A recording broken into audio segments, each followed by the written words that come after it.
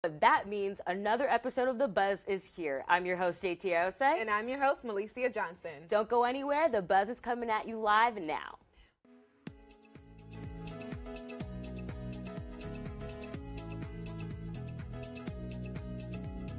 Let's kick it off with our top stories from the week. Coming in at number 3, Jimmy Kimmel is trying to de-escalate his Twitter feud with Fox News host Sean Hannity. On Sunday, Kimmel tweeted that such animosity is harmful to our country, and Melania Trump has enough to worry about without being used as a prop to increase TV ratings. The feud between the two started early last week after Kimmel mocked First Lady Melania Trump's accent when she was reading a children's book at the White House Easter egg hunt. Fox News host and Trump supporter Sean Hannity responded to Kimmel's joke by calling him a clown, and from that point on, it was a war of words between the two.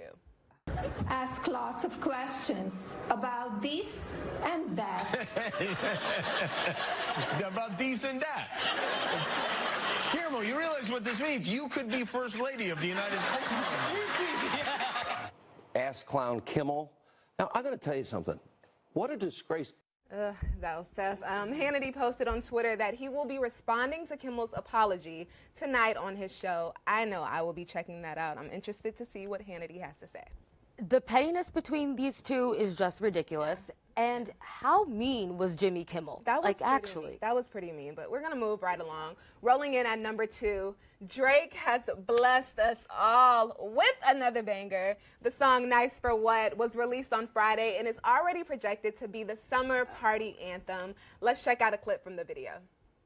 Finish round 5, post talk down, you don't see them outside. Yeah, they don't really be the same offline. The release of the single was accompanied by a star-studded music video featuring powerful women like Zoe Saldana, Olivia Wilde, Tiffany Haddish, and Yara Shahidi, to name a few. Of course, the internet flipped out over the surprise of Drake's single. There were a few haters here and there, but majority of the fans were giving it nothing but praise, and I was right along with them. This song is a hit. We were curious to know what students thought about the song, so we took to campus to get some reactions. It's a banger. It's really good. I heard it for the first time a few days ago, and me and my roommate were just playing it really loud in our speakers. I have not heard it yet, so I don't know. I don't like it. Why?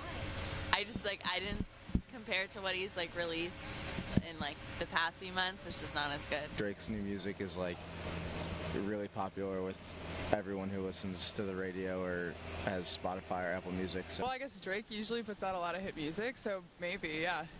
How could you not like this song? It's so good. Look, I respect her opinion, but it's a bop, and I cannot wait to be in my car driving down to this music. But what I love about it most is that it is so empowering and features amazing women. I want to be in that video. Same. It's a women empowerment song. That's how I look at it. Tracy Ellis Ross, Issa Rae, Jordan Dunn. It's so many powerful women in here.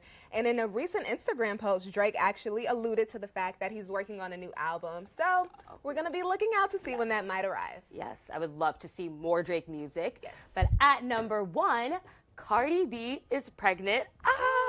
This past weekend, the rap star made her Saturday Night Live debut, and during her second performance of the night, the cameras zoomed out to show her baby bump. Let's take a look. Listen, this lust got you this messed up in the bed. You want a random chick up in your bed. She don't even know your middle name. The couple even posted about the news as well, and naturally people on social media were freaking out. Cardi herself posted a thank you message to Rihanna after she congratulated her on the baby and new album. The rap star said, quote, "The love I'm receiving is overwhelming. I can't thank you enough for always finding the time to share your support. Thank you a million times at Bad Girl Riri." Now, this has been quite the year for our girl Cardi, because in addition to being pregnant, she got engaged. Her album, Invasion of Privacy, dropped April 6th, and she's performing at Coachella this upcoming weekend. So this girl is just on fire. On top of the world right now. And her album is hot. Have you listened to it? I've listened to it, and Oprah Magazine even shouted out the album. So many people are feeling it. I'm so proud of Cardi because she's the epitome of when you're just yourself, people can't help but love you sometimes. Exactly. You know? And she's just taking off. I'm so happy for her. And from stripper to rap star, she is literally doing so A-list rap star at that. So Cardi B isn't the only celebrity who is revealed she's preggers this weekend. Kenya Moore and Kate Hudson also announced they're expecting babies. Our correspondent Charity Starr Henley is on campus right now polling students about which celeb pregnancy they're most excited for.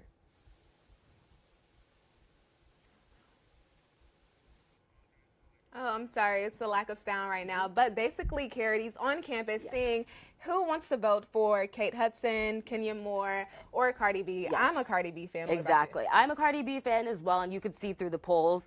Yes, and you can see through the polls that basically everyone is kind of rooting for that. They want to see a little Migos baby here and there, and hopefully they could rap just as good as their parents. Yeah. But we're going to toss it over to Megan for Movement Monday. Thanks, guys. Welcome back to Movement Monday with me, Megan Ely. First up, Molly Ringwald revisited her movies with John Hughes through the lens of the #MeToo movement. She wrote a piece for The New Yorker where she calls scenes like this one in The Breakfast Club, quote, troubling in the wake of the Me Too movement. Really, sir, there wasn't any noise.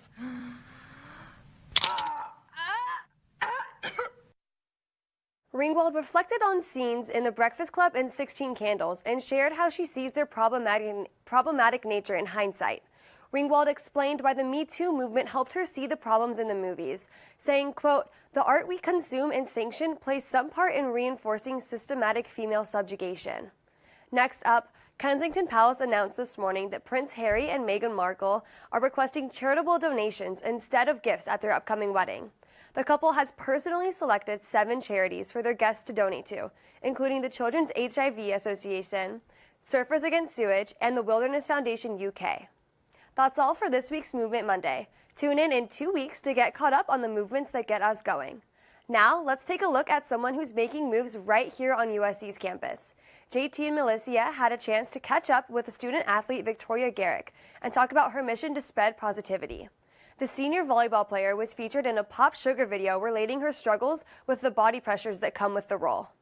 Female athletes have pressure from society and Instagram to look one way, and then we have pressure from our team and the sports world to look another way. As my body started to get bigger, I could hear my mind saying, don't eat carbs, don't eat this, or go run an extra 2 miles even after practice ended, because I so badly wanted to look the way an athlete didn't look. Hi guys, we are here with Victoria Garrick. She's the libero for the USC volleyball team, and we are talking with her about the video she did with Pop Sugar discussing issues that she faced dealing with body issues, mental illness and depression, all of that while being a student athlete. It's easy if someone can tell I'm limping. They would say, you need to sit out. But it's hard when you have an injury that people can't see. I'm curious to know, what's your advice to younger people who are on Instagram and see all these perfect bodies and they feel like, hey, I don't look like that? What would you tell them? My advice is to our older generation who's setting the example for them. We don't even want them to have to think, why do I have to look this way? It's like they're looking at our pictures. So I guess my motive is to get the word out to people who are my age, people who are older than me, because the pictures we're posting, the editing apps we're using is setting the tone, and we want to change that for that younger generation. Yeah. And what do you think this experience taught you as far as like sharing this and coming out and being like, I have this issue, I have this problem, and maybe many people didn't know about that until now? I used to worry about, am I getting enough likes? Do people like me? Am I getting enough whatever it is? And honestly, the moment I started being myself and talking about these things, the more likes I was getting and attention I was getting. And that's not why I do it, but it just shows that everyone's craving to find or meet someone that's going through what they're going through. Exactly. I remember downloading Instagram before like the week it was invented. You know, we kind of grew up and we watched us morph and follow society and fall into those bad habits. Anytime I do anything like this or any interview, you know, I don't think, what is it going to do for me? I'm thinking there's someone in that audience and that fan base who will see whatever this is, and like maybe it'll affect just one girl. And honestly, like, that's enough. Well, thank you for joining us, and if you want to actually watch the video, we'll link it on our social media pages so you can check it out. But I'm JTRSA for The Buzz. And I'm Melissa. Thanks for watching. She's so awesome. Yeah, it was so cool to do an interview with her because she basically revealed to us that being real is what finally liberated her. Right, exactly. And for so long, she tried to hide this. And when she finally just let herself be free and tell the world her story, she's actually healing a lot of people out there as well. So I'm so proud of Victoria. I'm so excited for her future and where it's going. Now we're going to send things over to Allegra Gutierrez so she can give us our weekly dose of Monday Minute. Hi everyone, I'm Allegra Gutierrez and this is Monday Minute. Here on campus, everyone has been talking about Saturday night's Springfest, where rapper Playboi Carti and headliner Glass Animals performed.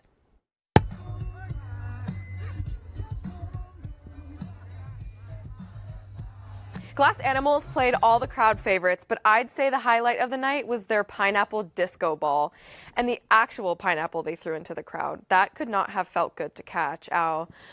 Playboi Carti played a medley of his biggest hits like Magnolia and Woke Up Like This. I'd call it a success considering last year's Springfest overcrowding debacle. Anyways, in other news this week, John Krasinski made his directorial debut with A Quiet Place, a thriller about a family who must stay quiet so that scary monsters with amazing hearing don't eat them. Starring Krasinski's wife, Emily Blunt. Check out this clip from the trailer.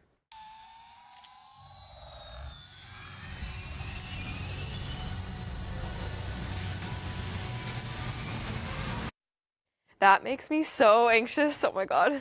Box offices have been blowing up this weekend with a huge $50 million premiere and a 97% score on Rotten Tomatoes. Variety even reported that the movie is stirring its share of awards talk. I was lucky enough to go to the premiere at Paramount Studios this weekend, and all I can say is go see this movie if you can handle multiple jump scares a minute. Unfortunately, I wasn't allowed to take video or pictures, but I'll just say there was a standing ovation at the end. So everyone, go see the thriller of the year and remember to be quiet and turn off your cell phones.